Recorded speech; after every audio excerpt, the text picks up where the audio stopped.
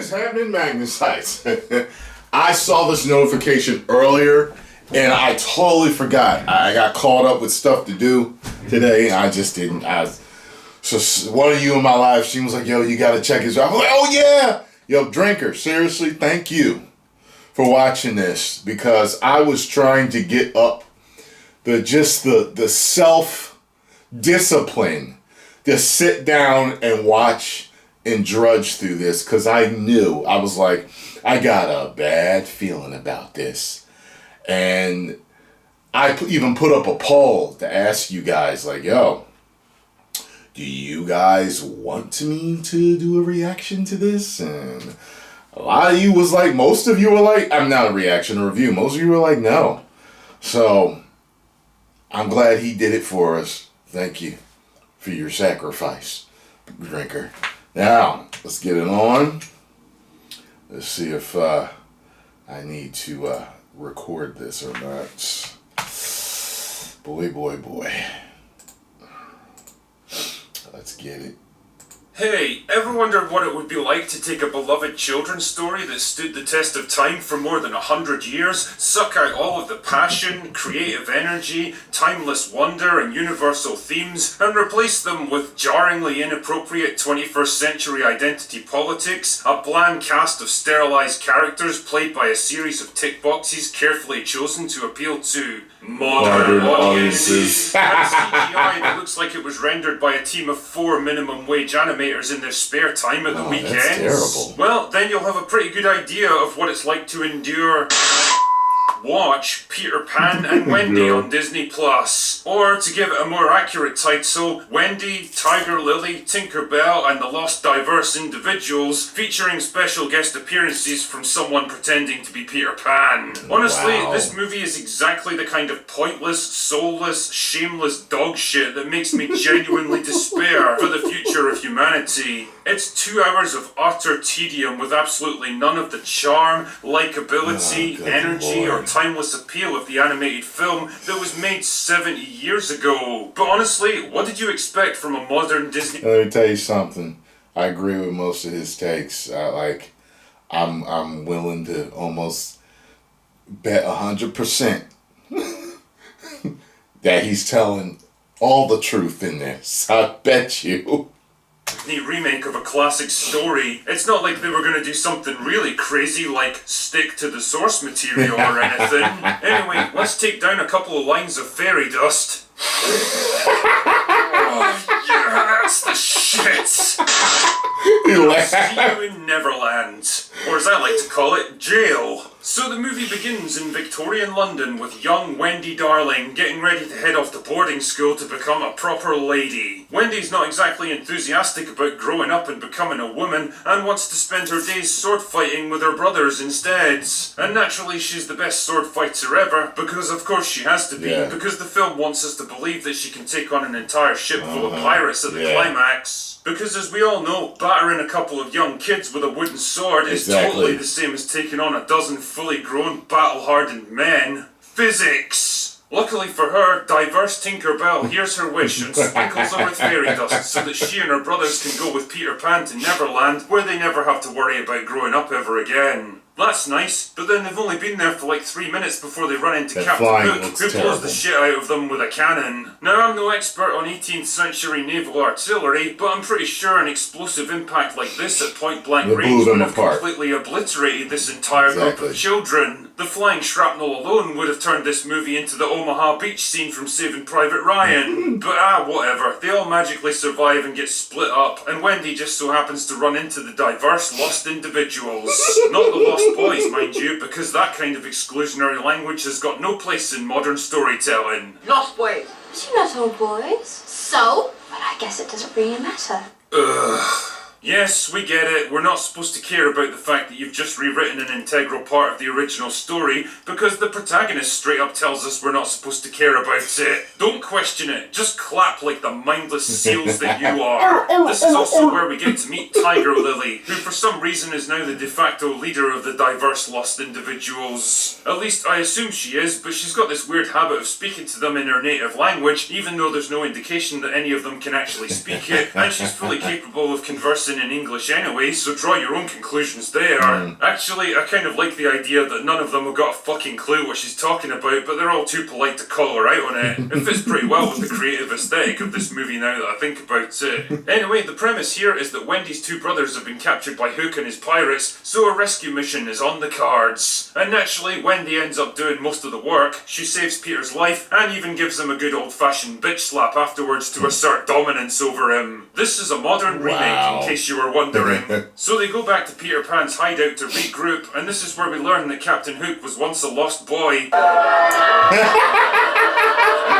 Sorry, diverse lost individual and Peter Pan's best friends. But then he got sad because he missed his mum or something, so he left Neverland to go and find her, but instead he got lost at sea and taken in by a group of pirates who raised him as one of their own. Sounds pretty nice to me, to be fair, but when he eventually returned to Neverland, he was all grown up, and so Peter did the sensible thing and cut his fucking hand off and fed it to a crocodile.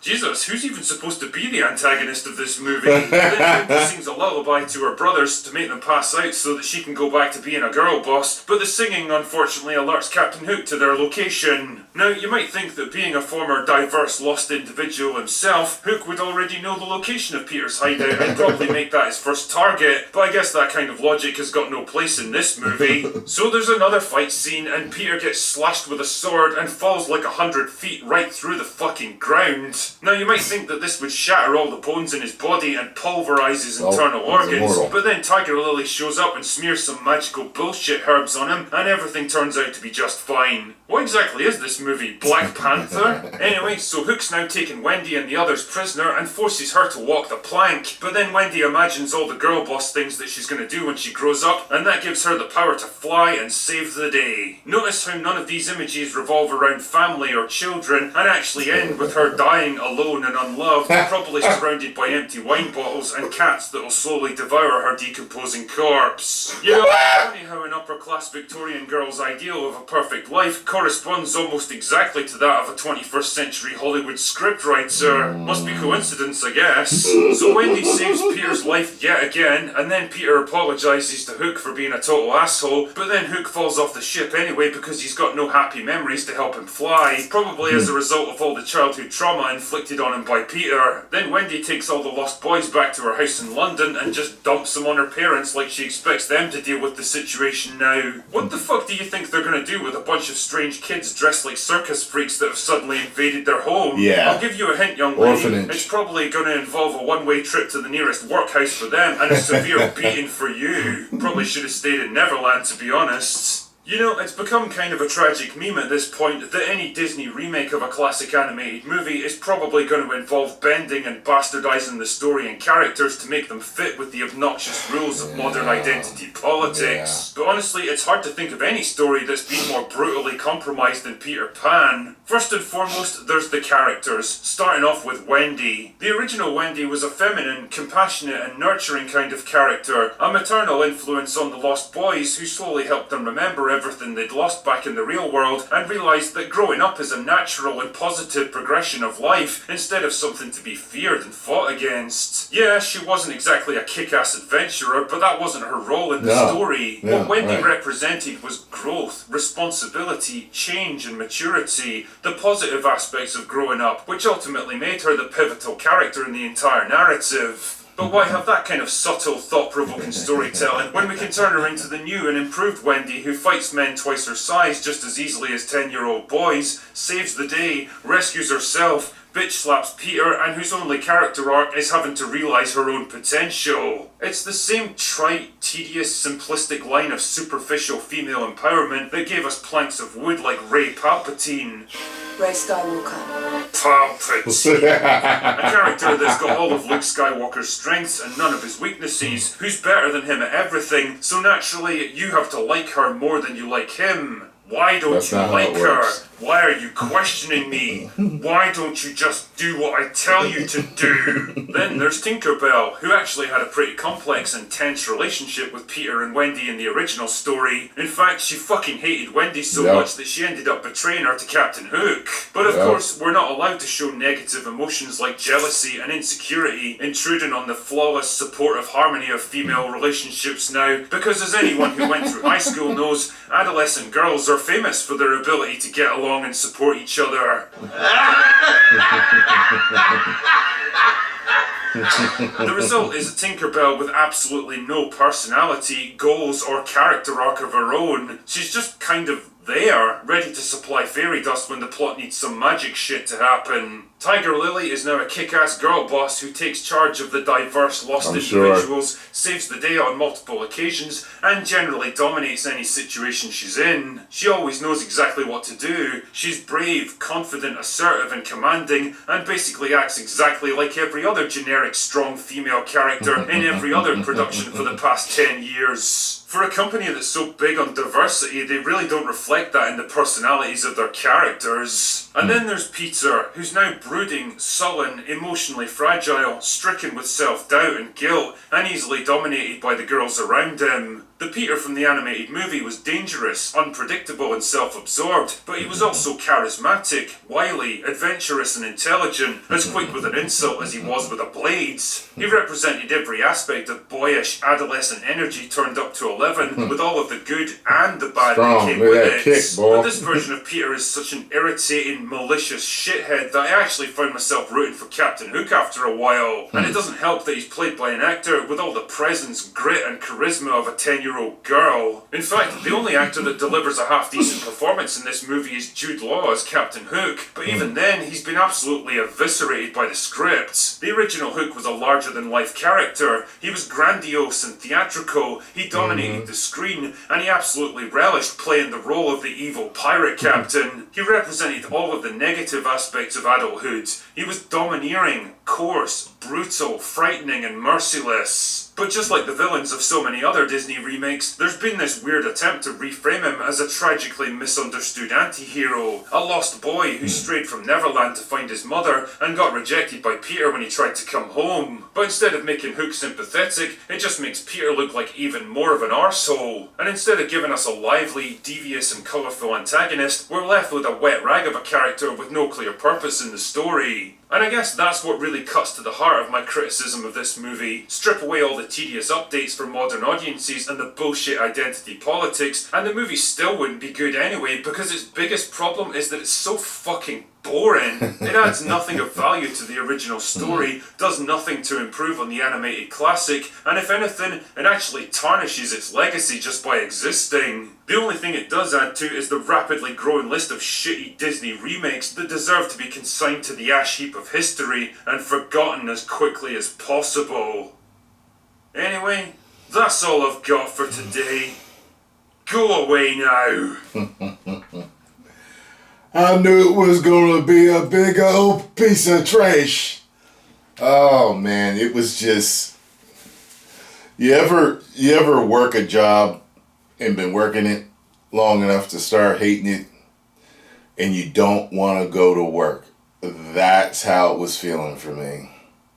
I've been reviewing movies for almost 11 years and I did not want to go to work.